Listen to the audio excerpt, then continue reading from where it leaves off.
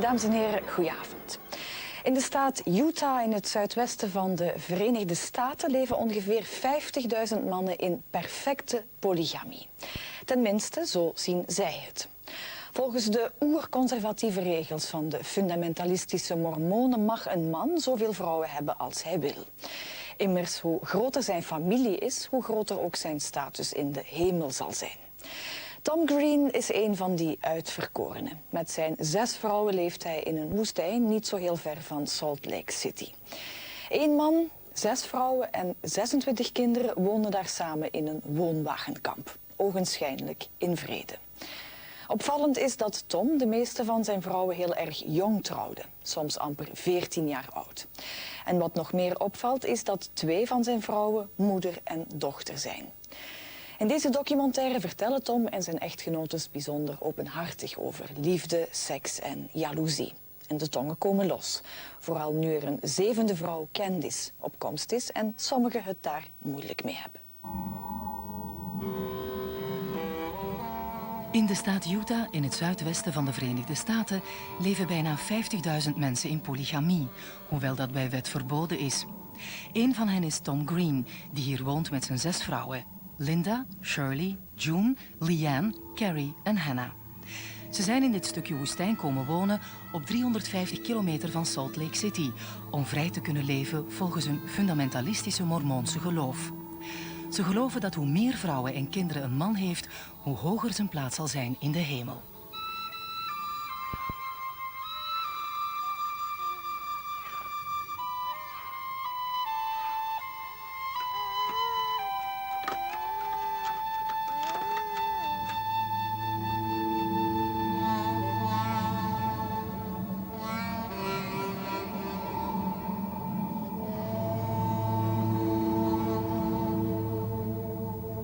I'm 28. And when did you get married to him? I was married when I was 14.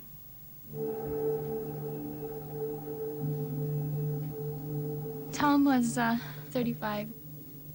I had my parents' permission because they thought Tom was a very good man, and they could see his heart, that he was not just out to take advantage of a young girl. He wanted to build a family, and we really did sincerely, truly love each other. I met Tom when I was just 15 years old, and I spent a month in his home working for his wife, and I got to know his family, and I became very close with Linda. And who did Tom marry after you? Tom married my mother after me.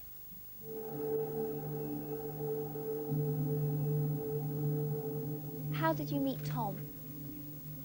My older sister was married to Tom, and I lived in southern Utah, and she brought him down to meet us, and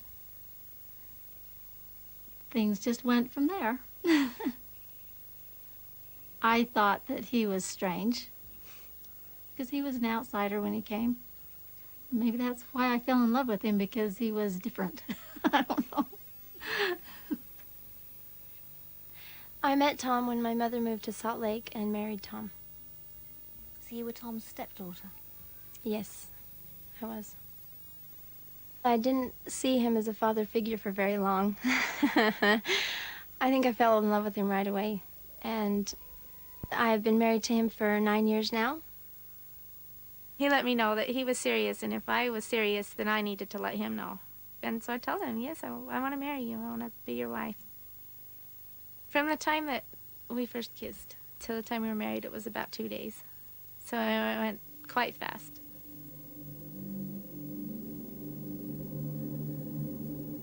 He reached over and took hold of my chin and then kissed me. It was very nice. And how long was that after your sister Carrie had married him?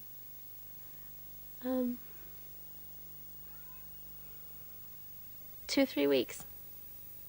2 or 3 weeks.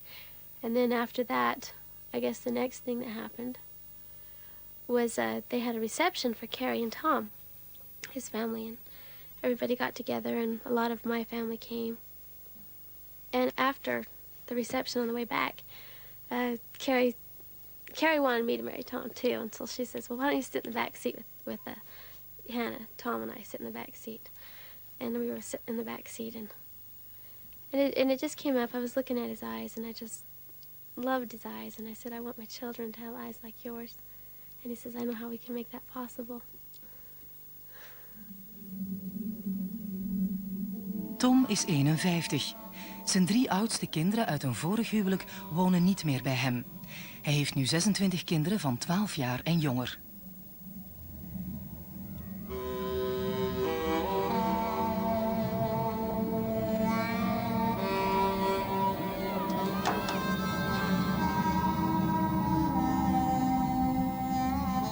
When I first saw this property, I hated it. It was ugly. It was dry and barren and brushy.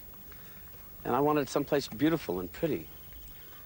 But we were forced to move our home, and we had to get it parked somewhere. This was the only place I could buy with nothing down. And so we bought it, and we began scraping all this brush off. And these mobile homes are only temporary. They're like tents. We moved one out, and it got destroyed. The wind came along and demolished the first homes we brought. So we bought more old mobile homes. But in time, we'll have these homes parked in a circle all the way around here. And all this in the middle will be lawn and trees and flowers with little benches to sit on and a playground for the children. And they'll be able to come out of any one of the homes and go into this inner courtyard area. And we won't have to worry about them wandering off into the bushes with the coyotes and the snakes. And they'll all be right here.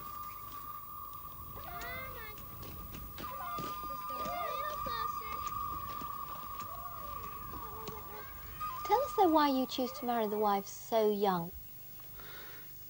I've married the wives that I have because those are the wives that God brought to me and informed me that these are the girls that I should marry. These girls wanted to marry me and demonstrated their extremely rare quality of being capable of handling responsibilities at such an early age. You know, a lot of people have criticized me soundly for marrying young girls, and I agree that there's hardly any girls of that age that are ready for marriage, but these girls were. These girls have demonstrated that they really were not too young because they have succeeded in building a successful relationship and a marriage, which people sometimes twice their age or more have not been able to do. Each of Tom's wives have a trailer where they have a bedroom in it. And this is where mine is. This is a kitchen, which is going to be turned into a walk-in closet.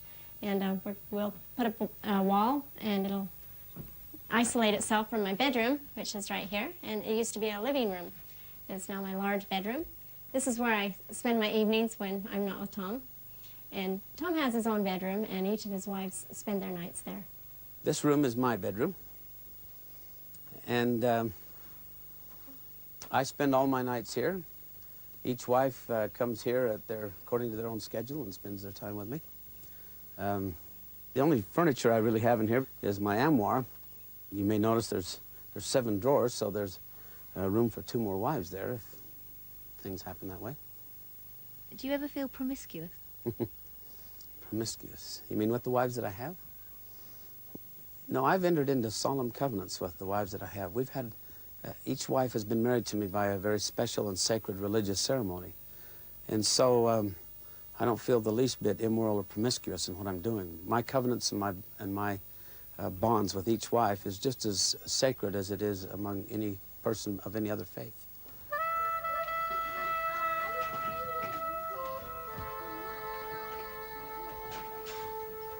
Down the hall here, I have my nursery.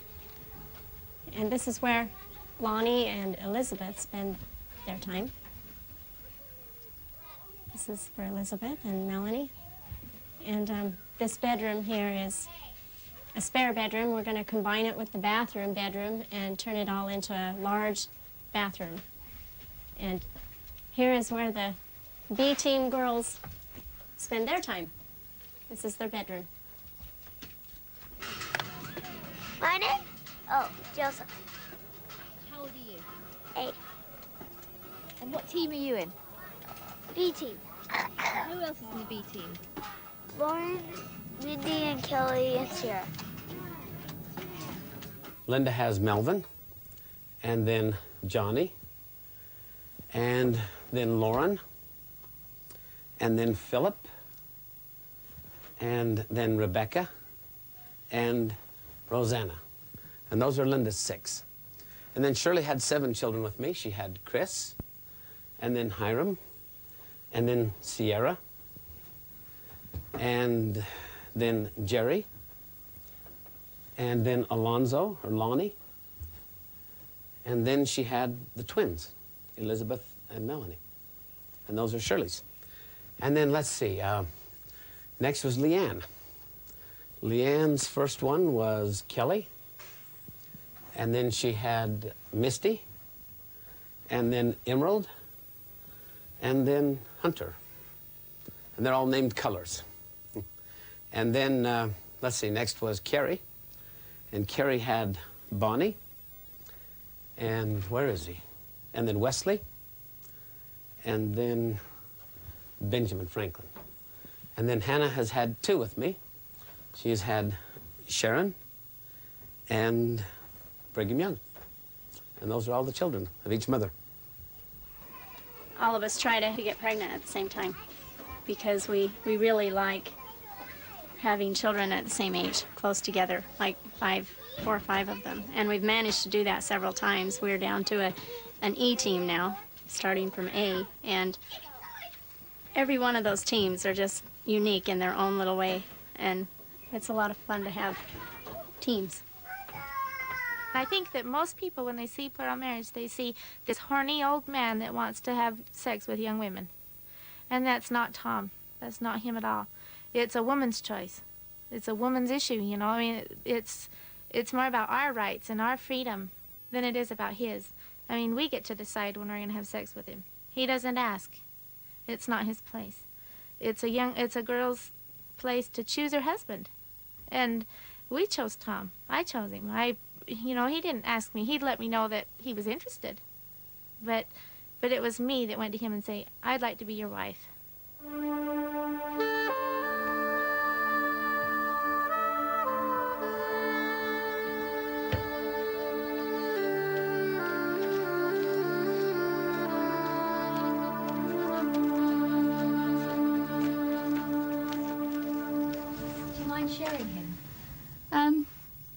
No, I don't mind sharing Tom.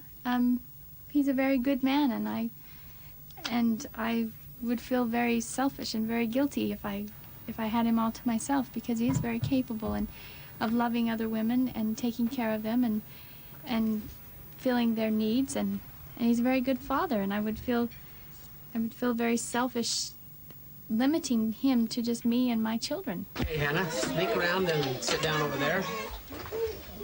Carrie?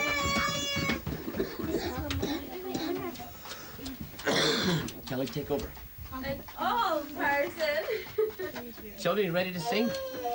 Brigham, let's sing to Mother Hannah. You ready? Okay, everybody. Happy birthday to you. Happy birthday to you. Happy birthday, Mother Hannah. Happy birthday to you.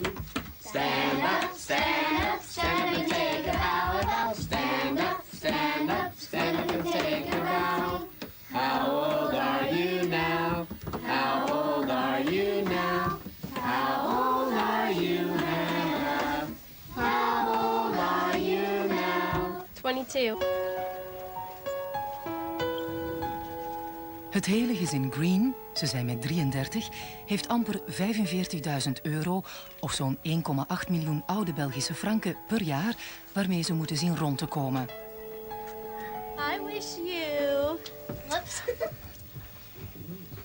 A horsey. Do you want a horsey and a cow? And a cow? Okay.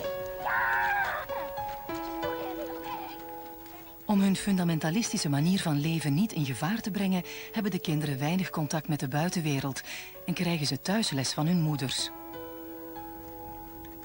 I wish you a husband that will treat you like an angel. When you get married. Each of my wives have their own independent personalities.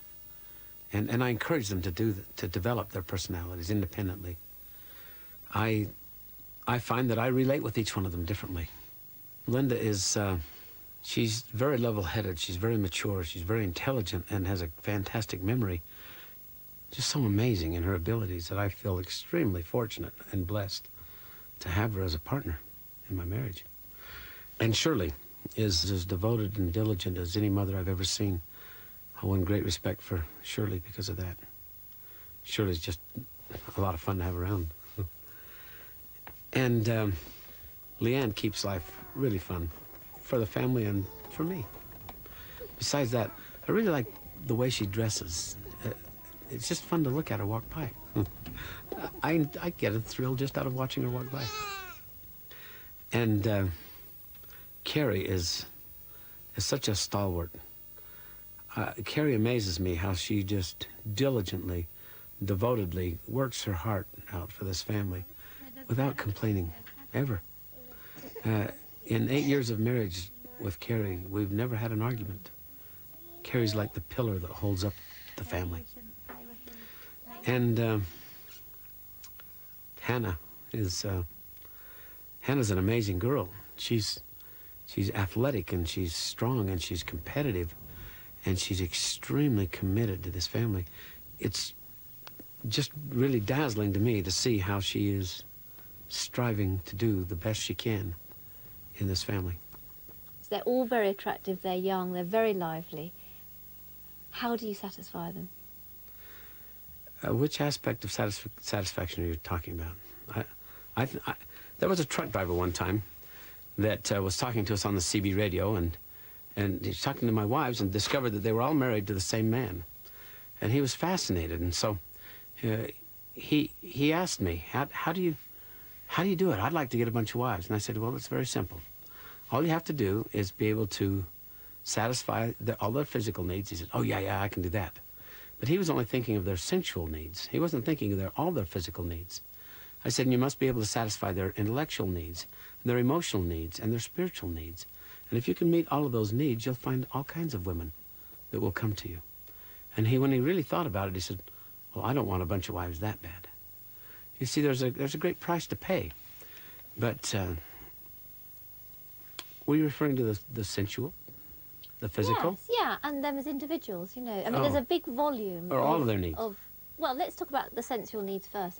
That's a lot of sex, isn't it? A lot of sensuality times 5. I have the average amount, and they're the ones that go without.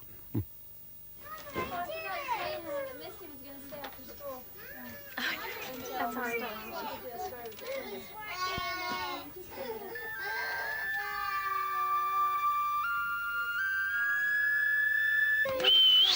Quiet. Are you ready? How many? Raise your hand and don't say a word. If you want to go on the safari. Okay? Has Philip gone to sleep already? Yes. Philip went to sleep. Wesley, do you want to do the safari? Okay, everybody. Get your gun. Put your gun on your shoulder. Okay. Got your binoculars? Put those on. Now, open the door careful. Look outside. Is it all clear? No. Yep. All clear? Okay, let's go down the path. Our nights are scheduled on a rotational basis. It's not up to Tom at all. It is left up to the wives. And we have all decided together that if it's just one right after another and in turn, then it would be a lot simpler to keep track of and also to help deal with, jealousy. And when it is our night with Tom, it is totally up to the woman to initiate whether or not she wants to be intimate with him or not. Through the tall grass. Quiet, Misty. Oh, here's a tall tree. Let's climb it real slow. Keep climbing. Don't climb it fast. What was Tom like on your wedding night? Of course, I have to say he was experienced. So he taught me and explained things. And one thing that he did is he would draw on my belly where the what that green one. Forget that part. He would what? Explain. No, this isn't okay. Let's not do this part. What, he'd draw on your belly and tell you where a baby would be? Well, how it works, actually. Like where the uterus is, where the ovaries are. And would explain, just explain to me the reproductive system of the female. Get your binoculars. Look all around. What do you see? See a lion? Oh no, quick, down the tree. In the water, swim the river, quick. Down the path. I see our cabin. Quick inside, shut the door. Hooray!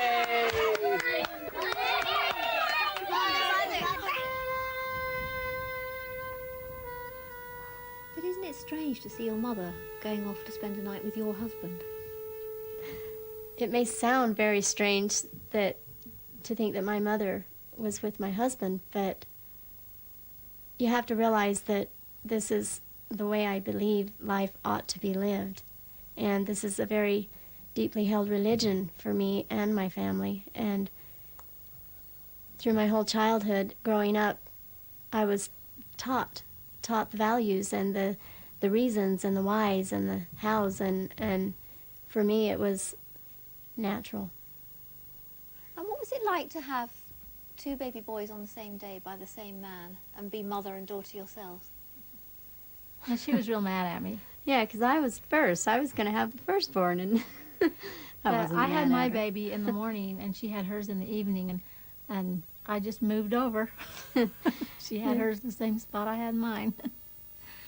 And they were both Tom's children? Yes, they were. What were your boys' relationships to each other?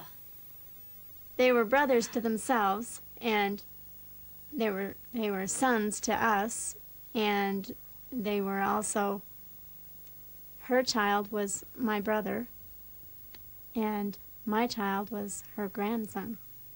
So it's, I think that there's about every relationship. We were very closely related. Sam, de baby links, werd geboren met het Down-syndroom. In de volksmond een Mongooltje. Jerry, de baby rechts, kwam om bij een brand.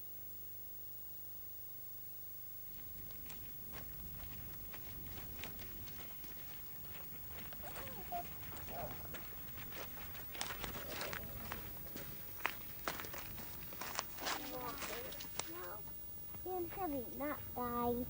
Not in died. He's in heaven, not in died. A couple winters ago, our home burnt down, and Carrie and Linda managed to get all of the children out, and Jerry was the only one that they could not get out, and he burnt. He died in the fire, and we all miss him.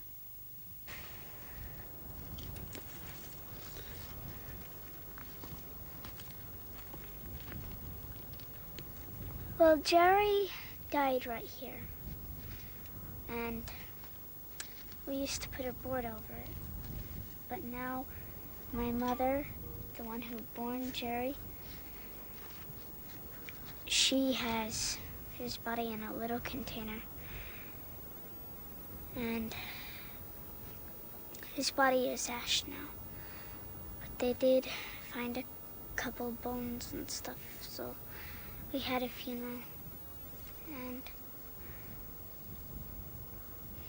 I just didn't like the fire. And Jerry died here. You come here often? No, not so often. We go to here more than his grave, though.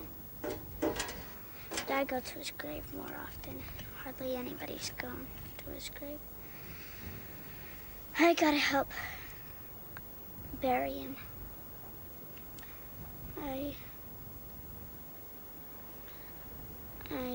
just didn't like it. When that fire occurred, the shock of knowing that my son did not get out, I just kept shouting no. I mean, in my heart. You know, when something happens that you just don't ever want to have happen, and you want to make it unhappen, but you can't, you know? And then I thought, but it's winter, the snow's deep. And we don't have any shelter. Where am I going to put all my children?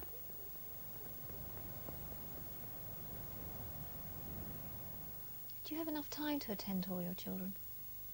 I don't have enough time to attend to my children. I know that I'm in over my head, but I'm also convinced that we can make the time.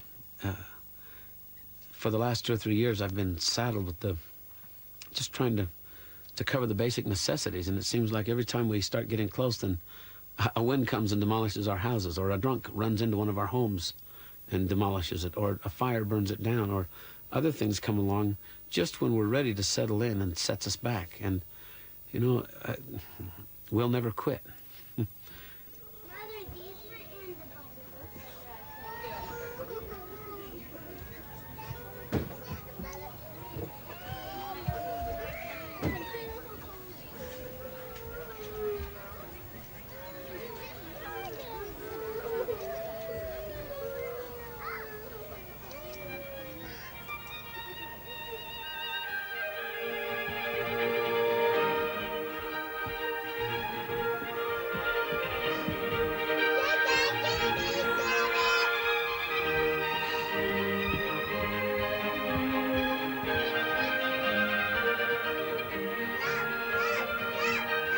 What's your dreams for this place? We'll have a great big grassy area for the children to play on, and a covered sand area where they won't get so sunburned, and a waterfall. And we'll have a skating rink, and in the wintertime it'll be an ice skating rink.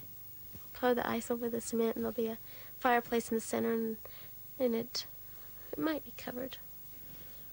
And self-sufficient, everything we need to be self-sufficient. Granaries and cows for milk, and make our cheese and yogurt and butter, and horses to go explore everywhere with the different teams, take different teams at a time and go explore.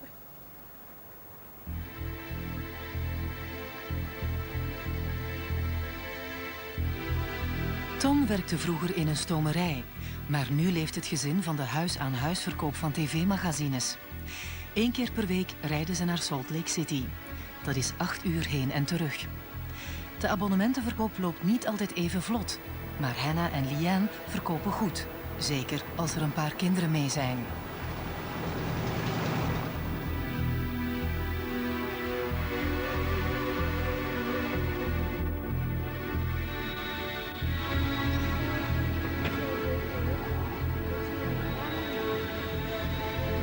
Now we'll have you divide up as we usually do.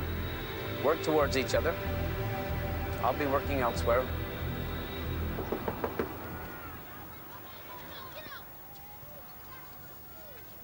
Okay.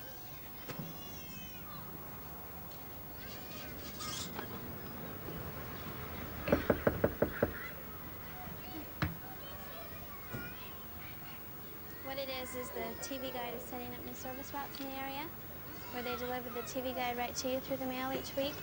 And as an incentive to get the route set up, they're offering what they call a $1.98 special. What that is for $1.98 a week.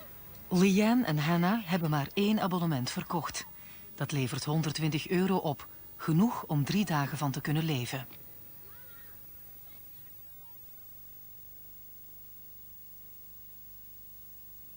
Tom is hoping to take another wife. And so are we. We would love to have another sister wife. And I think it's very exciting because it's going to be a new friend, you know. This is my courting shirt. I bought it 2 weeks ago so that when Candace comes to visit, I could look nice. My wives all told me, get something nice so that you'll make an impression. What is that, Candace? It really tickles me that my wives are concerned about me making a good impression on her because they like her and they hope that she'll choose to join our family. But Candace's father is my adopted son. It's a religious relationship that we have. And though we've known Candace since she was young, it's only lately, in fact, after she turned 16, that she began to show an interest in the family in a different way than she had before. She's begun to flirt with me a little, and it's kind of fun. Oh, he's know, he's off in the clouds. He's falling in love. It's that feeling that you get when you can't think of much else except the person that you're in love with and that you want to be with, and so that's what we call La La Land. Are you allowed to fall in love with anyone else? No. I mean, am I allowed to fall in love with anyone else? No, we believe that a woman should only be involved with one man and love one man, and that's how it should be. That's how it works the best. Het gezin bereidt zich voor op het bezoek van Candice. Ze hebben niet alleen een man in de aanbieding, maar een hele manier van leven.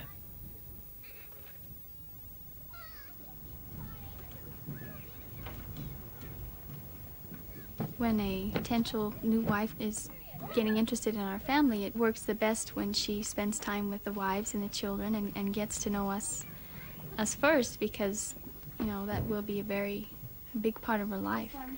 It's important that she does get along with us and does have a relationship with us, because she's also marrying us and not just Tom.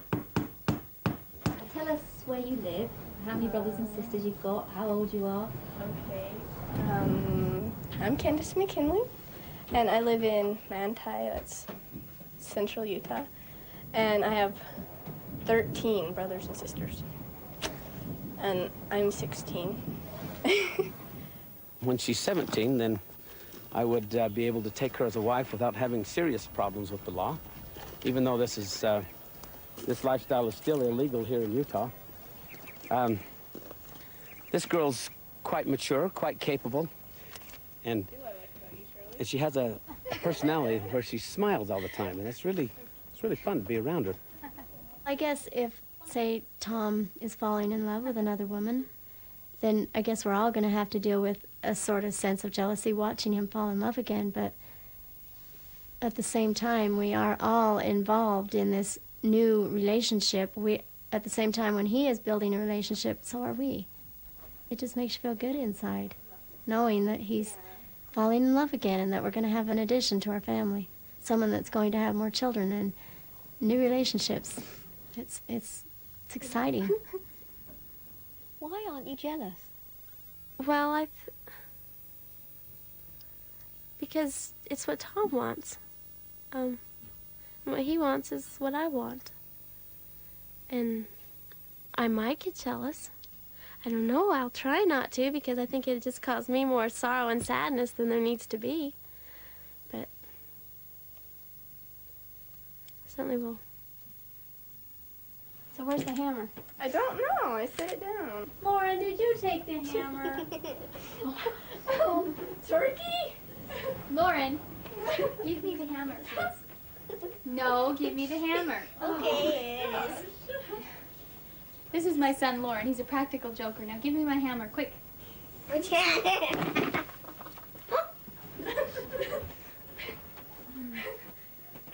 What do you have to offer a young girl then? A more likely question may be, what does a young girl have to offer me? Yes, she can give me children, but there are lots of young girls that can give me children. These wives have all given me children. Whatever a young girl has to offer me, I already have. I can't think of much at all that a young girl could offer me that I don't already have with the wives I have. What can I offer her? The same thing that these ladies have gotten. And that's this family. It's not just me. It's not me they buy when they buy the whole package.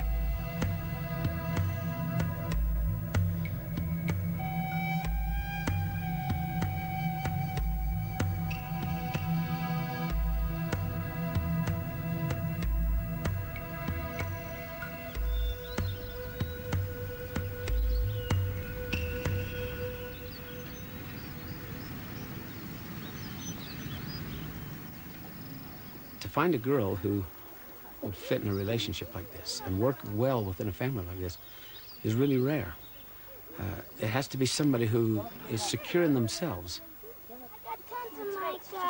When I see a girl like that, I want to at least get some exposure of my family to her and vice versa, so that should the Lord decide to put feelings in her heart for us and put the idea in her mind that she could be part of this, then at least the opportunity will be there. Emmy? Emerald, you must stay up here on this side. Don't go down past those bushes or I can't see you.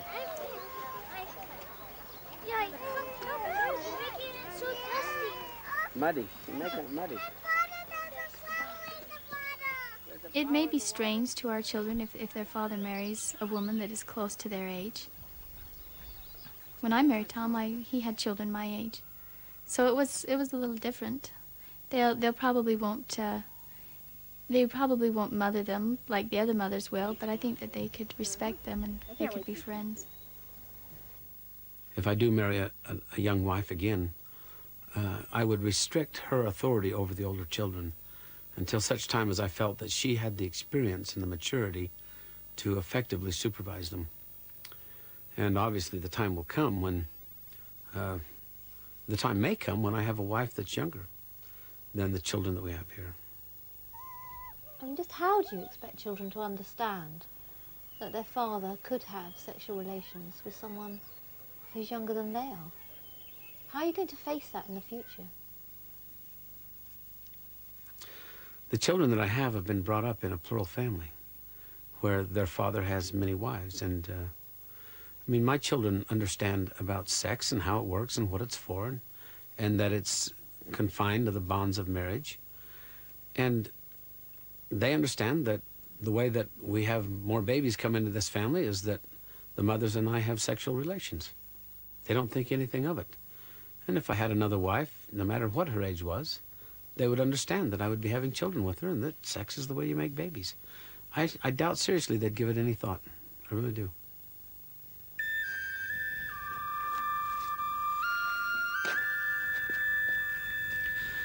For about 95% of the recorded history of man, girls got married when they were ready to have babies physically. I think God had a design there.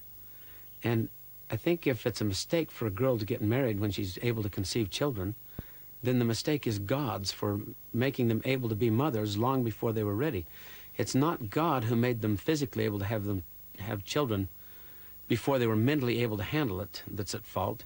It's our societies, our Western societies, that stopped preparing young men and women for the responsibilities of a family and began shifting that to preparing them to go to work in the workplace.